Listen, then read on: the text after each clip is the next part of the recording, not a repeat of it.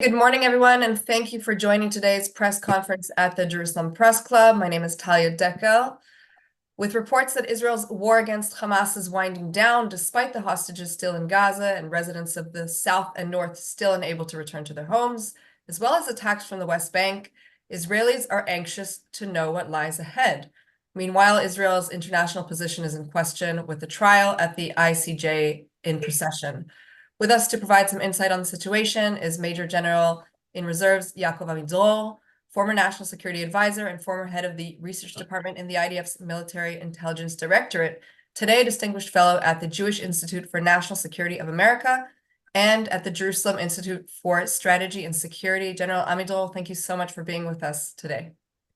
Thank you very much for inviting me. I think that these coming days will be very important for the continuation of the war in Gaza.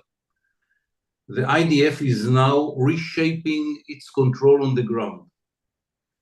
The IDF is still very much focusing on the war around Khan Yunis. The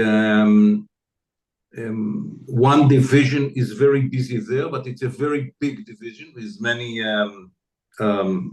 brigades, more than the usual number in our divisions, because there the job of taking control on the ground was not finished yet, unlike the north and the center. And now in the next, 10 days, the whole area will be reshaped, and at the end, most of the forces will not be on the ground in Gaza all the time. A very strong defense system will be built, and raids will be taken by forces from within the Israeli side of the border into the Gaza Strip, because we want to prevent the effect of a guerrilla in urban area, which is very easy to conduct. We don't want to expose the forces to these kinds of operations by the other side. We will move in and out all the time, and that will be based on intelligence which is will be collected by our intelligence system, but not less important, based on the huge number of the huge amount of information which was collected in headquarters of Hamas in the previous stages. We have huge amount of information on papers, on computers, disks, and so on and so forth, and we are exploiting it. It's not easy. Everything is in Arabic, of course. Some of it is in handwriting, but slowly we are building a very good picture of the infrastructure of the Hamas. It is not about where people are staying now, because it's before the war or during the war, but it is about the infrastructure, which for us is the target for the next stage. In the next stage, what we will try to do is to release the hostages if we will find enough information to do it. Second, to kill as many as possible members of Hamas leadership and others, and to destroy totally the infrastructure. I'm not sure that in Israel there is enough TNT to destroy all the tunnels, but other than that, everything will be probably destroyed through the next phase. One of the reasons that we are taking out forces out of the Gaza Strip is back into Israel for preparations for the next stage in the north, which might be a full war. And this is why we have to retrain the forces. Some bad lessons in Gaza, because Gaza is a very unique urban area with no opposition to the Air Force, with very few anti-tanks missiles, totally different than Hezbollah. And ironically, we have to take some of the forces to retrain them, to put into the system all the lessons that we learned in Gaza and are relative to the war in Lebanon, but at the same time to make them to forget some of the lessons that they learn on the ground because they're totally not relevant to Lebanon. On the contrary, for example, forces cannot stay on one point for more than a few seconds. You have to move all the time because the number of anti-tank missiles and so on in Lebanon is a different play. And the Air Force will not be so easy to conduct the close operation with the ground forces because there is an opposition to the anti-air systems in Lebanon, which do not exist in Gaza. So this is only two examples why we have to retrain the forces, and one of the reasons that we are taking them out is to retrain them. You saw yesterday the chief of staff was in the north, and just to emphasize the importance of the training that we are doing now in the north to prepare the forces into the next stage of in Lebanon. So the fact that we are reshaping the control on the ground and in Gaza and moving to another stage, and the fact that at the same time we are taking out forces to retrain them for a war in Lebanon, it's put all the constraints that you understand on the regular army that will have to do both jobs. Many reserves forces had been released, but they know that they are, as we say in the business, they are on call. They might be taken away, taken back into the system within hours if will be a need, mainly if will be a war in Lebanon. We can do the next stage in Gaza, we can do without too many reserve forces. Some we need, but if will be a war in Lebanon, all of them will be needed. So this is in the next few days, probably take 10 days to 2 weeks. The whole IDF will be in a move. Part of it into Gaza, part of it out of Gaza, part of it to change the situation in Gaza, to reshape the borders of responsibilities between units and so on and so forth. But for that, we have to finish in the job in Khan Yunis, and at the same time to be better prepared for the war in Lebanon. You've opened so many issues that I'd like to pick apart, and of course we'll await the questions of the journalists themselves. But I do have a question with regards to where does this situation that you've just described leave the hostages if we're still there, if we're still doing everything on the ground in Gaza, particularly because we've seen an uptick in the psychological warfare on behalf of Hamas. We've seen more videos come out over the last few days. Obviously, that means more pressure on the Israeli government, perhaps towards a deal. How does that align with what you've described now? There is a special group in the intelligence headed by two-star General Nitzan Alon, that all his job is to find the enough information about the hostages that will allow us to release them. And special forces units are ready, in readiness, that within minutes can be moved into the area. I'm not speaking about the forces, which are the ground forces around Gaza Strip, that every minute know that they might be allocated to this operation. They will stop all the other operations the minute that it will be needed, because this is the highest priority that we have. But for that, you need the intelligence, and the intelligence is an effort which is endless, but we are doing it. And the minute that we will come to the stage in which we can say to the commanders, guys, here is the information, go, that will be done immediately. And what about the fact that Israelis, even while the soldiers are in Gaza and of course protecting us in the north, there are still rockets being fired in both fronts, and Israelis are waiting to go home. This is very, very good question, and I want to describe you the situation in Gaza.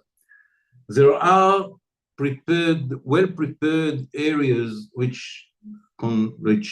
had been prepared through the last few years with rockets. For example, a guy called Muhammad, he has responsibility for 7 areas. Each of them is 10 on 2 meters. In each of them, there are 10, 12, 15 rockets. It's well covered, camouflaged 5 years ago. Every 3 months, he's going, checking it, and going back home to drink coffee. If he get an order or he decide to launch them, he's going out of his house with his civilian clothes. He looks like a civilian, totally civilian. He has a little battery in the bag that he's carrying with him, some vegetables on that. He's coming to this place. Remember, it's kind of 10 on 2 meters, that's all. He put the battery, look around, see that no one sees him, and took the battery, connected it to the system, put the clock, going back home, drinking coffee, and within half an hour it will be launched. By the way, if he will be killed on his way to the rockets, it will be in the world, everyone will say that Israel killed another civilian, because he's a civilian. He just has a responsibility to launch the rockets. We are, based on the intelligence that we have, we are making many efforts to neutralize those areas. We don't have all the information about all the areas, but slowly we are getting there.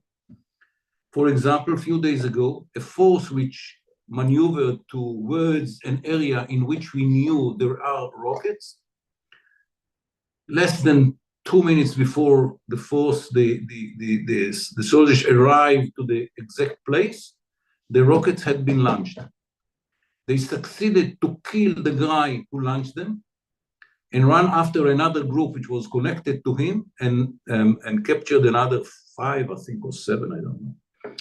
But that's why they did it. Why the other side launched the rockets? Because they understood that if they don't, within 2 minutes, the IDF will be there and destroy the capability, and they will not have the ability to launch the rockets. There are hundreds of such areas hidden under the ground or under the trees or under houses in the urban area that were well prepared in advance, and it will take us a year to clean them all.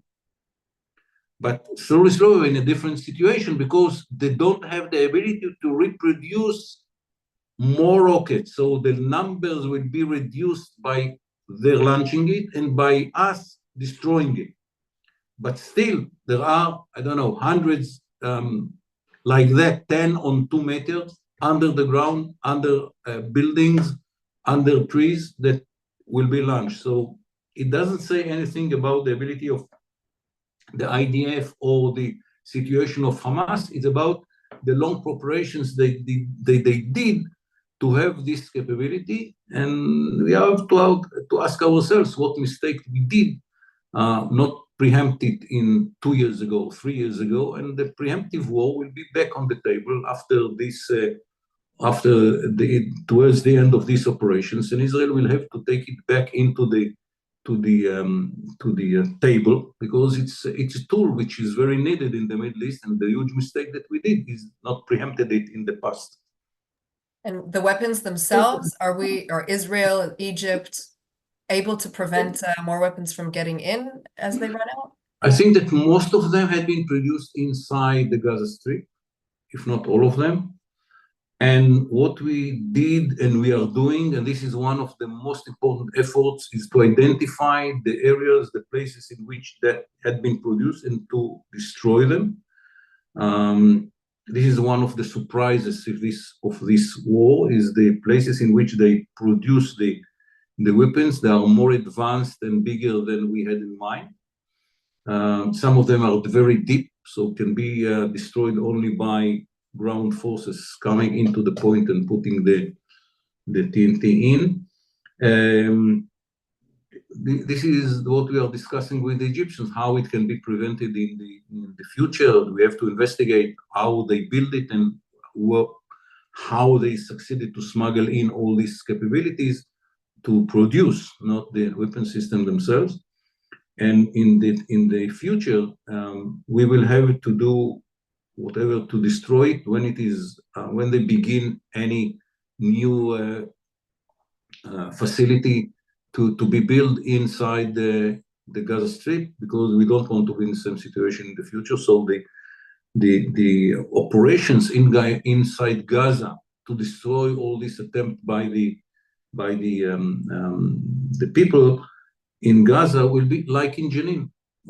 As you know, there are no Israeli soldiers in Jenin today, but every few weeks we have information we are going into Jenin and destroying what they try to build.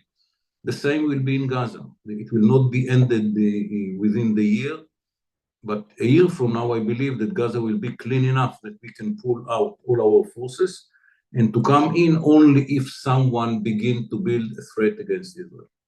So I do want to get to the West Bank in a minute. I just want to ask a few of the questions that have come up specifically on Gaza from the reporters.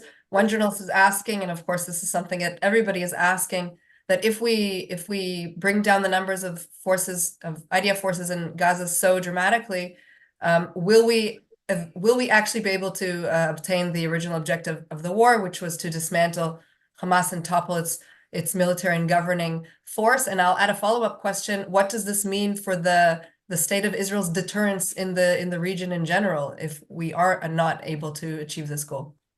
No, the whole operations will continue in the next year. The year 2024 will be dedicated to clean Gaza. It will be every day raids into Gaza of forces. They will get to places which we had an advance information about, destroy them. If it will be a need, they will stay another day or 2 or 3 or 4 or 5, whatever will be needed to destroy. And then they will go back to Israel. And at the same nights, Iranian forces will go to another place to destroy. In the next year, the cleaning of Gaza will continue. As I said, in 2002, we reconquered the West Bank. It took us a month. It took us another 4 years. We argue with one of my friends, if it was 3 years or 4 years to clean the West Bank and to reduce the number of terrorists and infrastructure which was built after Oslo inside the West Bank. And we are still there. We are conducting operations in Jenin and Tulkarem and in Nablus almost every week too, whenever there will be any. This will be the situation in Gaza. We are not pulling ourselves from Gaza now. Standing forces will be in the first, I don't know what will be the perimeter, few kilometers, in which all the forces will remain and no one can reach the fence or come into the Israeli side. Inside Gaza, Khan Yunis, Deir el-Balach, Shati, whatever, we don't want to stay there. We will come whenever will be a need. We have an information based on the papers that we quote in one of the headquarters during the war. Tomorrow will be a raid to destroy it. We have an information that we are getting from our people on the ground, agents, cameras, whatever, that someone is building something which we don't want it to exist. We will send our forces or the Air Force to destroy it. The next year will be dedicated to clean Gaza. It will be a kind of war in low intensity, going into specific places based on the intelligence that we have and will collect. And we will continue it intensively the whole year. Every night will be few raids into Gaza. And I say raid, I mean a brigade, a battalion, depends where it is, what is the target, what what we expect there from the enemy. But the whole year will be dedicated to clean Gaza. We will end the mission. They will not have at the end of the year, and if it be a need, another 6 months into 2025, we don't hesitate. At the end, they will not have military capability, and as an organization, they will not be part of the Gaza sphere. Very clear. Can you expand a little bit more about Judea and Samaria? We know that, obviously the attack in Ra'anana a few days ago was the result of illegal workers getting into Israel and eventually carrying out a terror attack. Might this have some sort of impact on the ability of the security forces or the need of the security forces to be more heavily monitoring illegal infiltrations? Yeah. In the West Bank, parallel to the war in Gaza and the skirmishes in the north, we arrested during the operations that we conducted there around 3,000 people, most of them from Hamas, not all of them Hamas, and we killed almost 300. Probably a little bit more because of yesterday. To reduce the capabilities of Hamas and other organizations in the West Bank. But still in the West Bank, there are more than 2 million people. Not all of them are great lovers of Israel. And from time to time, they will try and will succeed to conduct a terror operation against Israel. We had the fence along the West Bank, but we have probably there are some gaps that we have to fulfill.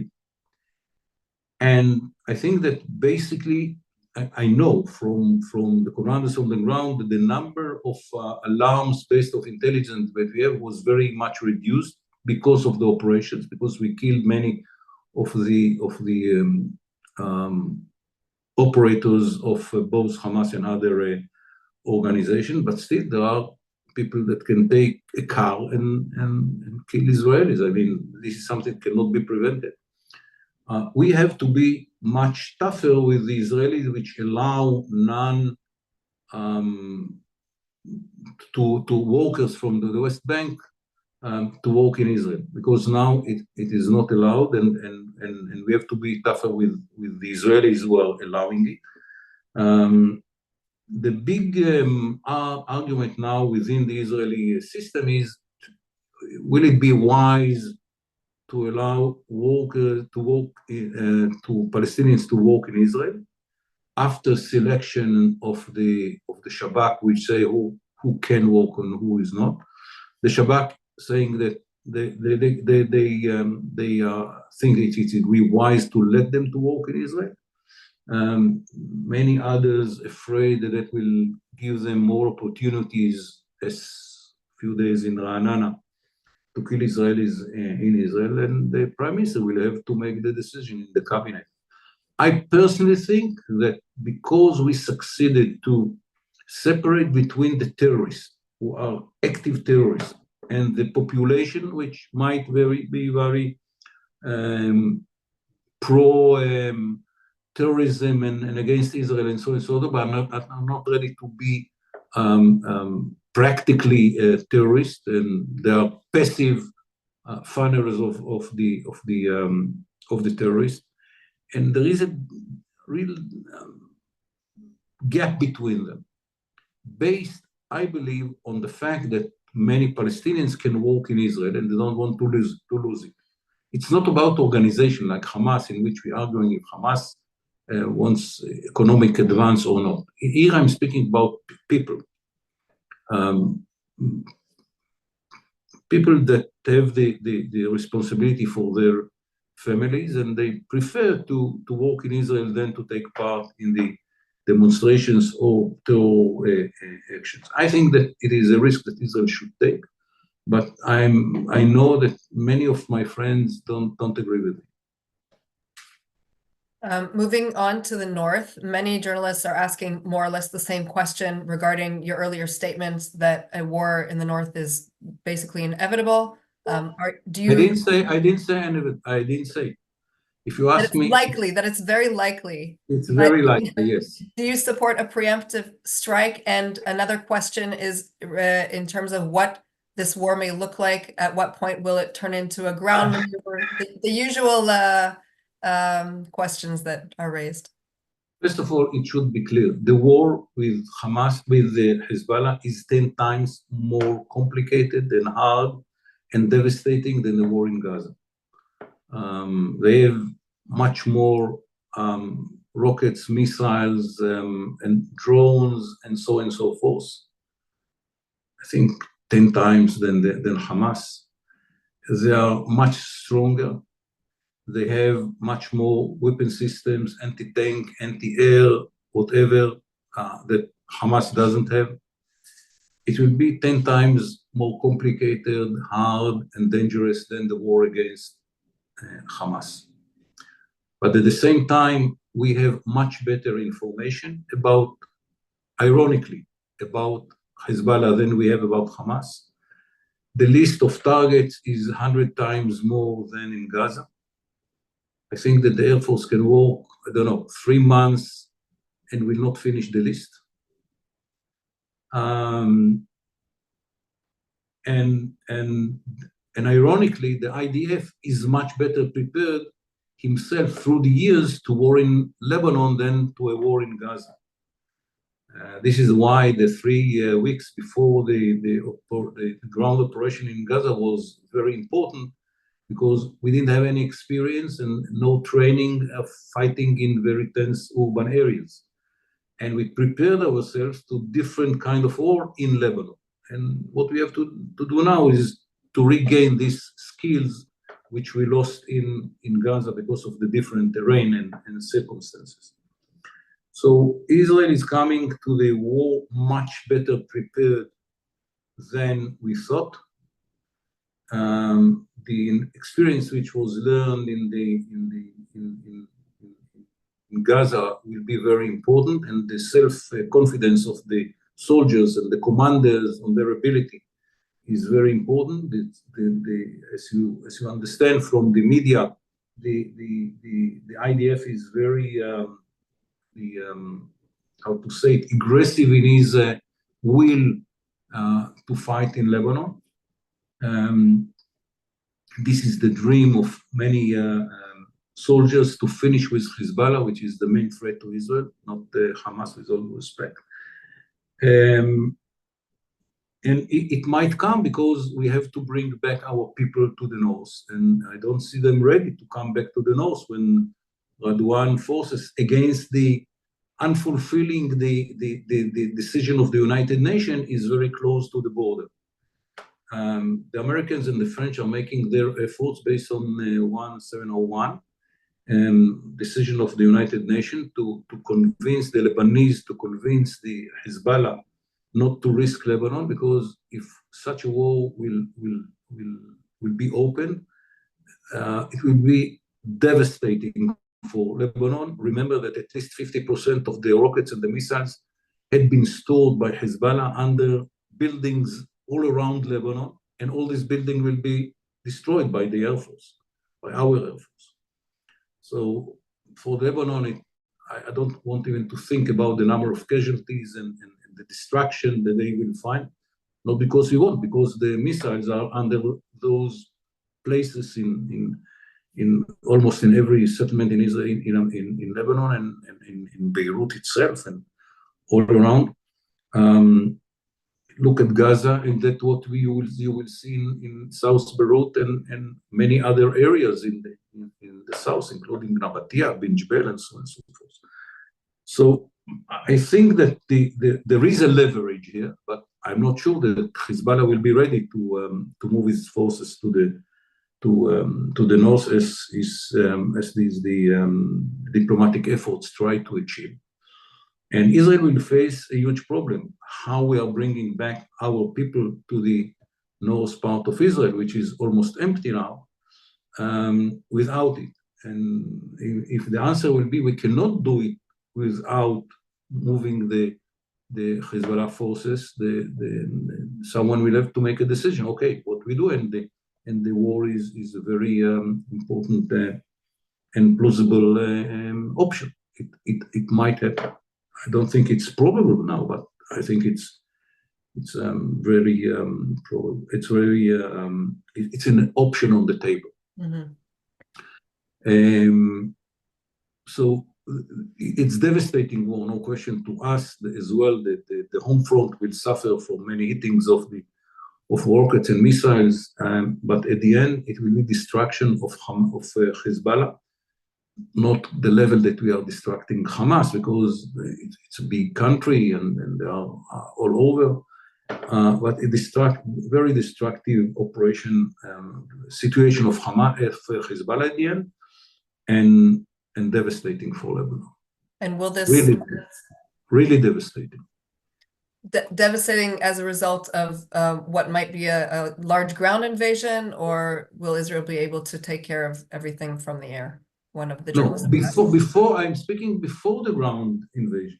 The ground invasion, of course, will bring with it all the destructive results that you can see from ground operation. I'm speaking about the fact that there are so many targets which are under buildings and civilian areas, within civilian areas in Lebanon, that I don't see how areas in Lebanon will be totally destructed. Think about the situation in which a basement of a big building somewhere in Beirut, there are only 2 missiles, that's all. Each of them is 200, 300 kilograms of TNT and the fuel. And we have a good information. Our agent brought us a picture of the basement, and you know exactly where the missiles are. We will have to use half-a-ton bomb to destruct the basement, not to let it be launched outside into, I don't know, Tel Aviv or Haifa, I don't know. So if you take the total amount of TNT, the half-ton of our bomb, the 400 kilo of the 2 missiles, the fuel of the missiles, and you understand the building and the area around it will be evaporated. It's huge. It's a ton of TNT with fuel. It's unbelievable. What is our alternative? A few years ago, when I was in the government, I brought the Secretary General of the United Nations. I gave him pictures of missiles under buildings, and I say, Mr. Secretary, what Israel can do to stop it being fired into Tel Aviv? He looked at me and said, General, I don't know. And then they will condemn us, we know. I mean, that is part of the game. I brought one of the leaders of the Red Cross. I said, this is the situation. What is the Red Cross advice to Israel? And he said, it's a legitimate military target, but we cannot give you any advice. The problem is that everyone is preaching out what not to do, but no one is ready to give us, okay, what we can do that Hamas and Hezbollah will not be immune. Because if we don't do anything, they will continue. That cannot be a situation that we can agree to. We cannot give immunity to Hamas or Hezbollah, because the result of bombing them will be devastating situation for the people in Gaza or the people in Lebanon. That will not happen. So everyone is preaching out about what not to do, and very few are giving us advice, okay, this is the way to deal with these terror organizations. So a war in Lebanon will be much more heavier, problematic. We will suffer a lot in the home front. For the IDF ground forces, it is another theater that we will suffer more casualties, no question. And it will be devastating for Lebanon. Lebanon will not be the same after that. Not because we want, because this is what Hezbollah is doing. Understood.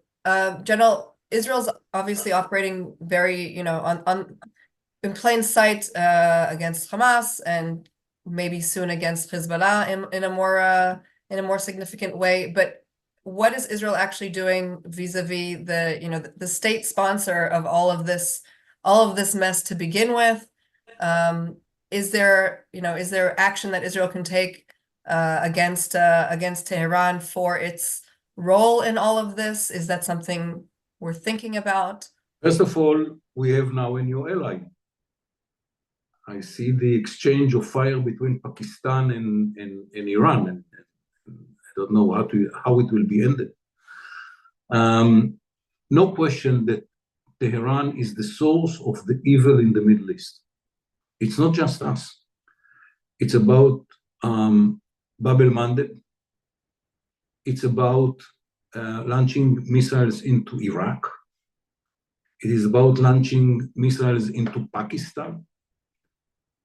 It is about making Lebanon kind of no man's land in some areas.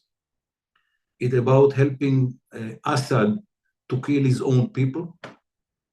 It is about not letting the government in Iraq to control Iraq. It is about encouraging the Houthis to fight others in their area and then to block the Bab el-Mandeb.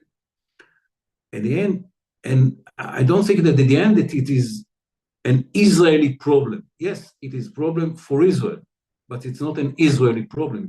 It's a problem for the world to find solutions to Iran.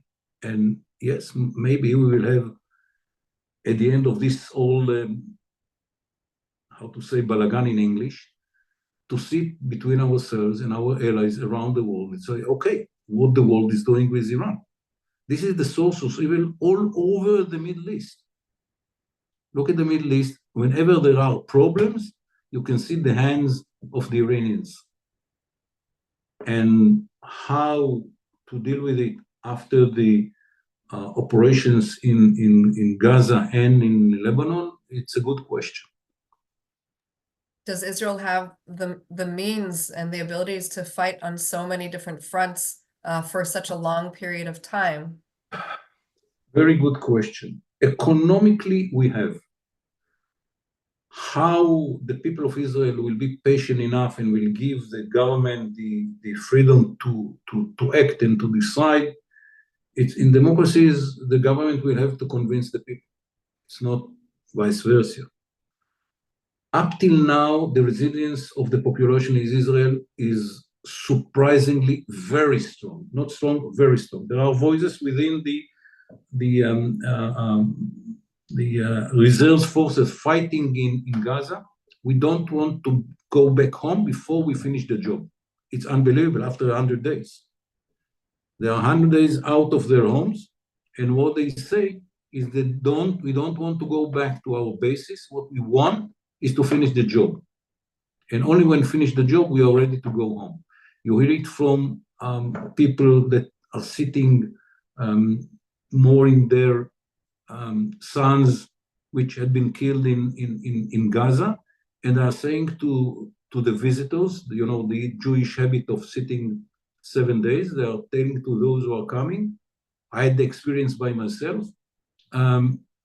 Remember, they fight to win the war, don't stop it. So I think that within the Israeli society, the spirit, the sentiment is very clear. And we have to ask our question about the economy, about the number of munition, the amount of munition that we have, and so on, technical questions before we are going to any war. But the preparations for a war in Lebanon are in very high level now. The decision was not taken yet, and I don't know what the decision will be. But we are preparing ourselves for this chapter in the next few months. Okay, I'll say that there are questions that keep coming in, and I know that your time is short, so we're going to try to wrap things up with the final few questions.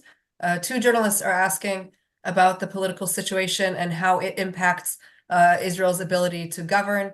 Specifically, they're asking about disagreements happening between the different players in the war cabinet, the security cabinet. Do you think this is something that is going to be able to ask me about politics, it's not the right address. I don't understand politics at all. This is one of my advantages to be the national security advisor. Everyone knew that I don't understand and I'm not involved in anything which is connected to politics. But I want to say something about this second question. As one who wrote the rules or the process that should be taken in the cabinet. And yesterday, someone told me that they are quoting from the paper every second meeting. We should do that and that because this is what should be done. Every side uses it for his advantage, of course, and it's okay. I think that if there is no argument within the cabinet, it's a disaster. The whole idea of the cabinet is to give the players in the politics, in the national level, the ability to argue. This is the whole idea. I want them to argue between themselves and to argue with the professionals, with the army and other organizations. This is the whole idea of the cabinet. After having a decision that should be united, but the way to the decision should be through strong arguments, views which will be brought to the table, will be examined by the group, as I said, till the decision will be taken. And the importance of the prime minister is not, he has the same voice in the cabinet as all the other members of the cabinet, is the ability to bring all the voices at the end to a decision that even someone does not agree to the decision, he understands why it was taken and is not disturbing to fulfill it. But the arguments themselves are very important. To argue is the essence of the cabinet. It's not, there is a Jewish habit to argue about everything, but here, no. It's about the whole idea of the cabinet is the ability to argue within the system. So the advantages of arguing within the system are clear as you've made them, but some would say that some of the arguments, when they're publicly made and perhaps statements about what should be done in Gaza, reach international ears and then are used against Israel at The Hague by South Africa, are providing the main source of fuel against Israel. So what can be done in that sense? Obviously, what is the question about stupidity of people? As Einstein said, it's probably endless. Are we talking about the stupidity of the statements, or the stupidity of the analysis of those statements that they qualify evidence of Israel's alleged actions? Both. If someone was asked, should we use a bomb, and he said, it's a good idea, and they think that this is a kind of idea which should be taken had been taken in the Israeli system to use that. The stupidity is what the guy said in Israel, and stupidity is the way that it is described by the Hague, prosecutor. So just to finish off, maybe with the issue of diplomacy that you had touched on several times throughout your answers, as Israel continues to be isolated on the international stage with examples like this at The Hague, is there something that we should be doing? Is there something that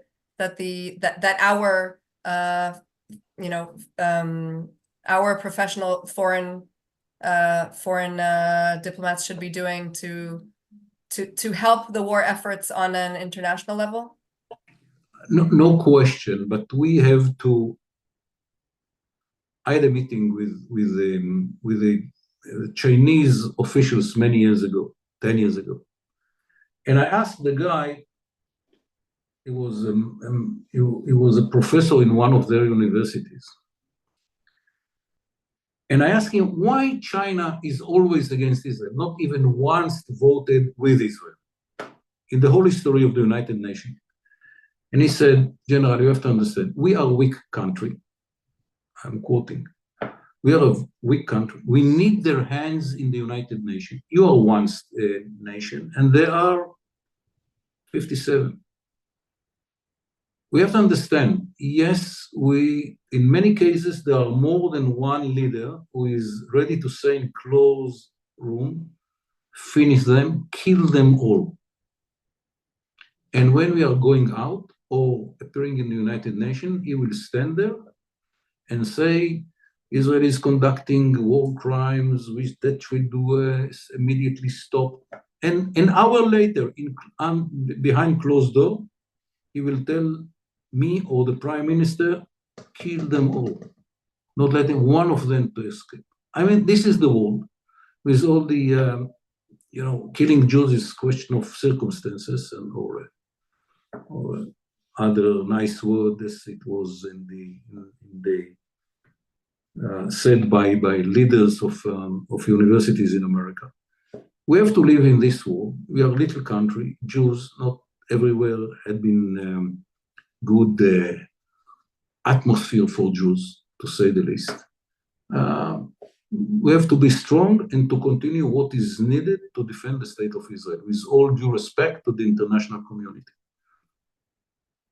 General Yaacov Amidror, fellow at JINSA and at JISS, as well as a former national security advisor. Thank you again for your time and for your insight, as always. Thank you very much for inviting me and hosting me. Shabbat Shalom. Shabbat Shalom.